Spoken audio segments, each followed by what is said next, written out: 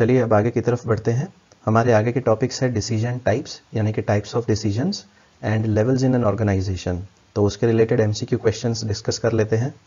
Question, which are the 3 types of decisions? कौन से 3 प्रकार के डिसीजंस हैं इनमें से?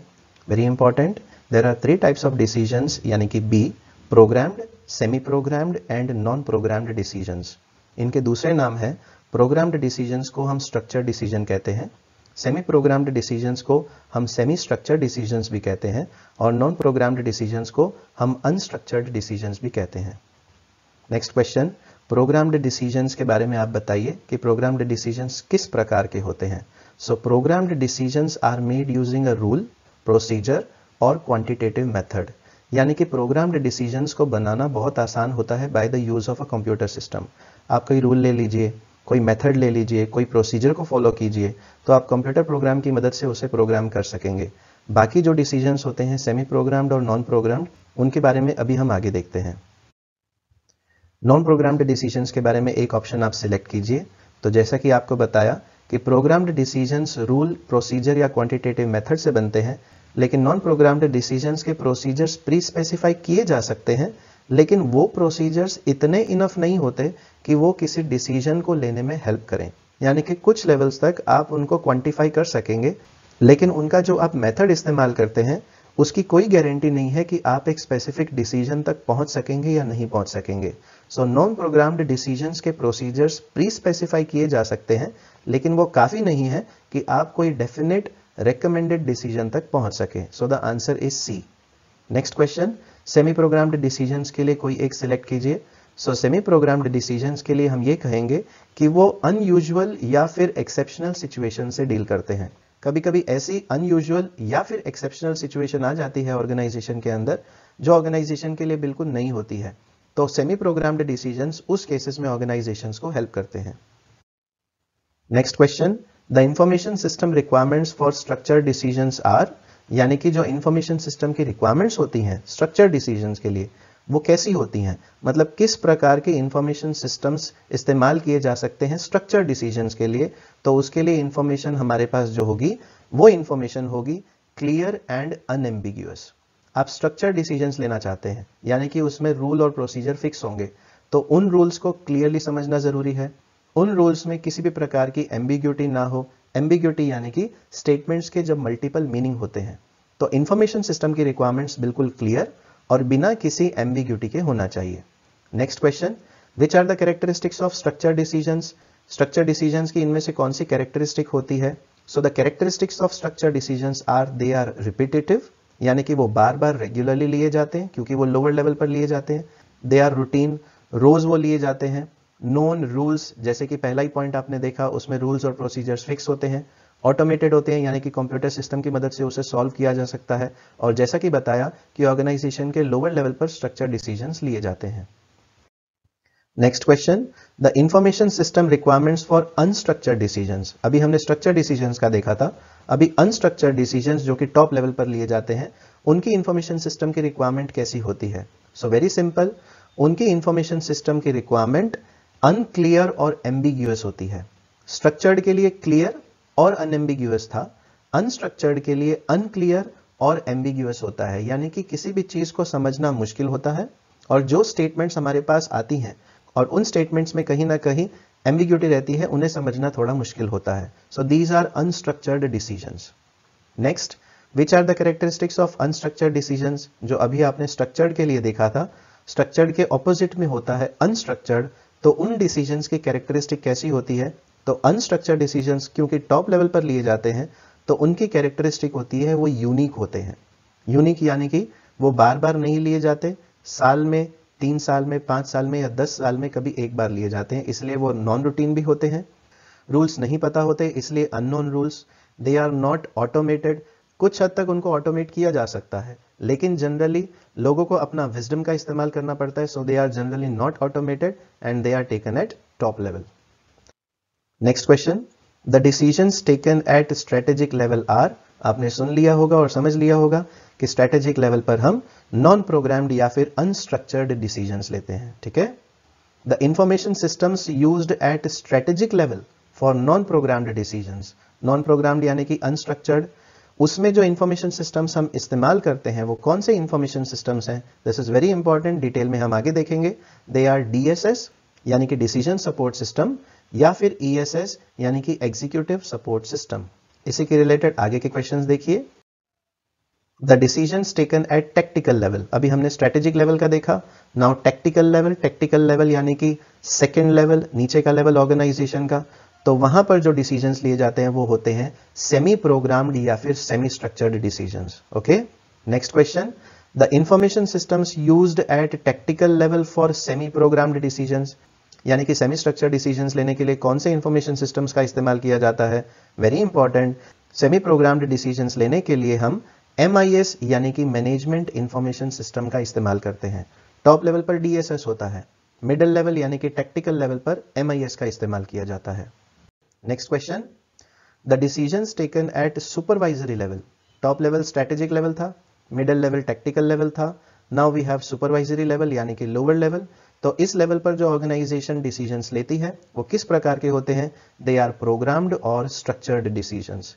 इसी के related question, the information systems used at supervisory level for programmed decisions are, कौन से इंफॉर्मेशन सिस्टम्स का इस्तेमाल किया जाता है प्रोग्राम डिसीजंस को लेने के लिए, तो वो है हमारे TPS यानी कि ट्रांजैक्शन प्रोसेसिंग सिस्टम। TPS की मदद से हम प्रोग्राम्ड डिसीजंस बहुत इजीली ले सकते हैं क्योंकि उनमें रूल्स और प्रोसीजर्स फिक्स होते हैं। सो रेगुलर बेसिस पर सभी ट्रांजैक्शंस TPS की मदद से रिकॉर्ड किए जाते हैं और उन्हें प्रोसेस किया जाता है। Next question, select any one example for programmed decision, इनमें से कौन सा एग्जाम्पल आपको लगता है कि प्रोग्राम्ड डिसीजन का होगा। देखिए, प्रोग्राम्ड डिसीजन का बेस्ट एग्जाम्पल है इन्वेंट्री कंट्रोल यानी कि ऑप्शन नंबर ए। इन्वेंट्री को बोलते हैं स्टॉक। किसी भी ऑर्गेनाइजेशन में जब कोई मटेरियल बनता है, कोई प्रोडक्ट बनता है, तो ऑर्गेनाइजेशन स्टॉक मेंटेन करके रखती है। कितना स्टॉक मेंटेन करके रखना है उसके लिए सिंपल डिसीजन लिया जाता है, उसे रीऑर्डर लेवल भी कहते हैं। तो इसके बारे में हम डिटेल में बाद में देखेंगे, लेकिन इन्वेंट्री को कितना मेंटेन करके रखना है ये लोअर लेवल पर प्रोग्राम्ड डिसीजंस की मदद से लिया जाता है। Select any one example for semi programmed decision, यानी कि टेक्टिकल लेवल पर जो सेमी प्रोग्राम्ड डिसीजन लिए जाते हैं उसके लिए कोई एक बेस्ट एग्जाम्पल आप चूज कीजिए। तो यहां पर देखिए कौन सा एग्जाम्पल आपको सही लगता है। The best example is starting a new line of e commerce. For example, कोई ऑर्गेनाइजेशन अपना रेगुलर बिजनेस करती है, अभी उसे ऐसा लगता है कि उनको अपना बिजनेस ऑनलाइन करना चाहिए। ई कॉमर्स आप जानते हैं, online sale and purchase of items. तो अगर कोई बिजनेस रेगुलर सही तरीके से चल रहा है और वो ऑनलाइन में उसे ऐड करेंगे, ऑनलाइन जाना चाहेंगे, तो क्या पता वो ऑर्गेनाइजेशन का ऑनलाइन बिजनेस चले या ना चले। तो ऐसे डिसीजंस को सेमी प्रोग्राम्ड डिसीजंस कहा जाता है। So the best example is starting a new line of e commerce. Next question, select any one example of non programmed decision. तीसरे प्रकार का डिसीजन नॉन प्रोग्राम्ड होता है, यानी कि जो टॉप लेवल पर लिया जाता है। तो नॉन प्रोग्राम्ड डिसीजन का बेस्ट एग्जांपल, जैसा कि आप समझ गए होंगे, it is acquisitions and mergers of two companies. Acquisition का मतलब होता है एक कंपनी दूसरी कंपनी को अपने अंडर में ले ले, और मर्जर्स का मतलब होता है दो कंपनीज बिल्कुल एक ही लेवल की एक साथ मिलकर के एक हो जाएं। तो आपने देखा होगा काफी बैंक एक दूसरे के साथ मर्ज हो जाते हैं, बड़ी कंपनीज छोटी कंपनीज को अपने अंडर में ले लेती हैं। तो ये बेस्ट एग्जांपल है जो टॉप लेवल पर यानी कि स्ट्रेटेजिक लेवल पर लिया जाता है। It is an example of non programmed decision.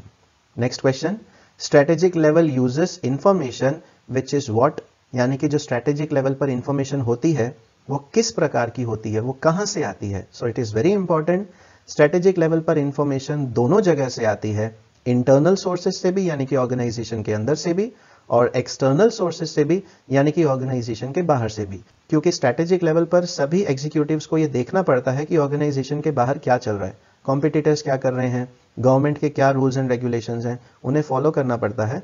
तो internal as well as external sources से इंफॉर्मेशन टॉप लेवल पर यानी कि स्ट्रेटेजिक लेवल पर इस्तेमाल की जाती है। Next question, operational level uses information which is what, यानी कि जैसे अभी हमने स्ट्रेटेजिक लेवल पर देखा इंफॉर्मेशन के लिए, तो ऑपरेशनल लेवल पर हम इंफॉर्मेशन के लिए क्या कह सकते हैं। ऑपरेशनल लेवल यानी कि लोअर लेवल, वहां पर जो इंफॉर्मेशन इस्तेमाल होती है वो जनरली सिर्फ इंटरनल सोर्सेज से ही इस्तेमाल की जाती है। ऑर्गेनाइजेशन के अंदर क्या चल रहा है, क्या उनका काम करने का तरीका है, वो सभी इंफॉर्मेशन लोअर लेवल के एम्प्लॉइज को काम लगती है। Next question, select any one example for people working at functional level in an organisation. Functional level यानी कि ऑपरेशनल लेवल, तो वहां पर जो पीपल यानी कि जो लोग काम करते हैं उनके लिए आप एक एग्जांपल चूज कीजिए। So the example is kitchen staff. Kitchen staff है, ट्रांसपोर्टेशन में जो मदद करते हैं, लोडिंग अनलोडिंग का काम संभालते हैं, ये सभी लोअर लेवल पर यानी कि फंक्शनल लेवल पर काम करते हैं। Next question, select any one example for people working at strategic level in an organisation, यानी कि टॉप लेवल पर कौन काम करता है। तो आप देख करके समझ गए होंगे, टॉप लेवल पर चीफ एग्जीक्यूटिव ऑफिसर्स आते हैं, मैनेजिंग डायरेक्टर्स, सीईओ यानी कि चीफ एग्जीक्यूटिव ऑफिसर्स, ये सभी टॉप लेवल पर यानी कि स्ट्रेटेजिक लेवल पर काम करते हैं। Next question, select any one example for people working at knowledge level in an organisation. Knowledge level यानी कि सुपरवाइजरी लेवल, तो सुपरवाइजरी लेवल पर कौन काम करेगा। आप देख करके समझ गए होंगे, सुपरवाइजरी लेवल पर सुपरवाइजरी हेड होते हैं। आपको पता होगा ऑर्गेनाइजेशन में जो एम्प्लॉइज काम करते हैं उनके टॉप पर एक सुपरवाइजर जरूर रखा जाता है ताकि वो सुपरवाइजर्स अपने एम्प्लॉइज को गाइड करता रहे। Next question, select any one example for people working at tactical level in an organisation, यानी कि मैनेजेरियल लेवल। तो मैनेजेरियल लेवल से आप समझ गए होंगे, मैनेजेरियल लेवल यानी कि टैक्टिकल लेवल पर डिपार्टमेंट मैनेजर्स काम करते हैं। ऑर्गेनाइजेशन में डिपार्टमेंट्स होते हैं और हर एक डिपार्टमेंट का कोई ना कोई मैनेजर होता है जो उन सुपरवाइजर्स को काम देता है और सुपरवाइजर्स एम्प्लॉइज से काम करवाते हैं। The time scale for functional level is dash, while for the tactical level is dash and for the strategic level is dash। देखिए बहुत सिंपल है ये क्वेश्चन, आपको देख करके समझ में आ जाएगा। फंक्शनल लेवल यानी कि लोअर लेवल, तो उनका जो डिसीजन या फिर काम करने का टाइम स्केल होता है यानी कि समय, वो कितना होता है। टेक्टिकल लेवल यानी कि मिडिल लेवल, उनका टाइम स्केल कितना होता है। और स्ट्रेटेजिक लेवल यानी कि जो टॉप लेवल पर होते हैं उनका डिसीजन लेने का और काम करने का टाइम स्केल कितना होता है। So it is very simple to understand कि फंक्शनल लेवल पर शॉर्ट होता है यानी कि डेली बेसिस पर काम करना होता है। टेक्टिकल लेवल यानी कि मैनेजरियल लेवल पर मंथली बेसिस पर काम होता है, ठीक है। और स्ट्रेटेजिक लेवल पर डिसीजंस लंबे समय के लिए लेने होते हैं, तो वहां पर ईयरली बेसिस पर कोई ना कोई प्लान्स तैयार किए जाते हैं। सो द आंसर इज शॉर्ट यानी कि डेली, मीडियम यानी कि मंथली एंड लॉन्ग यानी कि ईयरली। तो आपको इनमें से बेस्ट ऑप्शन सिलेक्ट करना होगा। तो आप ध्यान से देख करके इसे सही तरीके से फिलअप करेंगे। हो सकता है कि पहले इस तरह से पूछ लें कि टेक्टिकल लेवल का टाइम स्केल कितना होता है, फिर स्ट्रेटेजिक लेवल, फिर फंक्शनल लेवल। यहां पर क्योंकि हमने सीक्वेंस में बताया है तो इस सीक्वेंस को आप रीअरेंज कर सकते हैं। Okay, next question, dash level has to consider the economic, political and social aspects while designing plans for their organisation. कौन से लेवल को इकोनॉमिकल, पॉलिटिकल और सोशल लेवल्स को ध्यान में रखना पड़ता है जब भी वो अपनी ऑर्गेनाइजेशन के लिए प्लान तैयार करते हैं। तो क्वेश्चन में ही आंसर है, ऑर्गेनाइजेशन के जो प्लान्स तैयार करने की रिस्पॉन्सिबिलिटी होती है वो होती है स्ट्रेटेजिक लेवल की।